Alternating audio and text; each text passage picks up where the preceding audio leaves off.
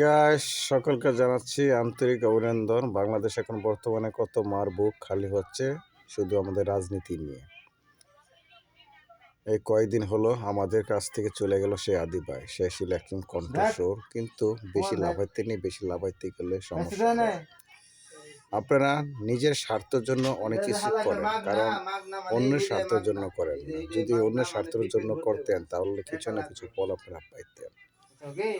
রাজনীতি এমন একটা জিনিস, কে কাকে মেরে কে বড়লোক হবে সেটি হলো রাজনীতি। কিন্তু আমরা চাই না, এইসব রাজনীতি চাই না। আমরা রাজনীতি চাই সৎ, আদর্শ, ন্যায় নীতি রাজনীতি, যেটাকে মানুষ বুক খুলে কথা বলতে পারবে, হাসতে পারবে, খেলতে পারে। কিন্তু এখন বর্তমানে হাসিতেও দূরের কথা, মানুষের কোনো বিপদ আপদে পড়লো মানুষের, এখন যদি আমরা থানা পুলিশের কাছেও যাই তারা আমাদেরকে নিরাপত্তা দিতে পারে না। কারণ ওই যে টাকা যার মূল্য তার, কিন্তু জোর যার মূল্য তার, কিন্তু গরিব অসহায় মানুষের কোনো দাম নেই।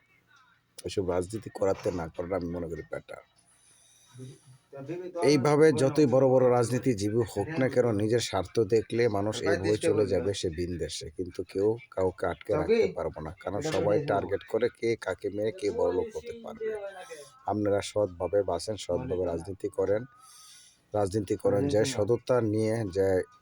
সততা নিয়ে মানুষকে মারতে আসবে সেই একদিন নিজে মরে যাবে। কারণ আমরা তো সেই রাজনীতি করি না, আমরা আল্লাহকে ভয় পাই না। যদি আমরা আল্লাহকে ভয় পাইতাম তাহলে হয়তো কিছুটা মানুষ ভালো হইতো।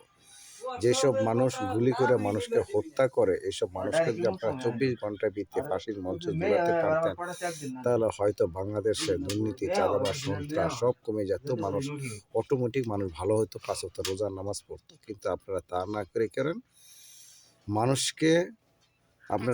করে মানুষকে কি করেন, যখন একটা মানুষ গুলি করে মেরে তাকে কি করেন 5 বছর লাগে থানা জেলে নিয়ে বুড়া তো দেন, আবার 5 বছর নতুন কোনো রাজনীতিজীবী আবার ছেড়ে দেন। তাহলে এইসব মানুষকে মৃত্যু যতক্ষণ না দিতে পারেন ততক্ষণ তো মানুষের খুন খারাপি হইবে। এখানে তো মানুষ প্রতিদিন প্রতিটা মুহূর্তে খুন খারাপি বাড়ছে আর বাড়ছে, সেটা আর কমাতে পারেন না।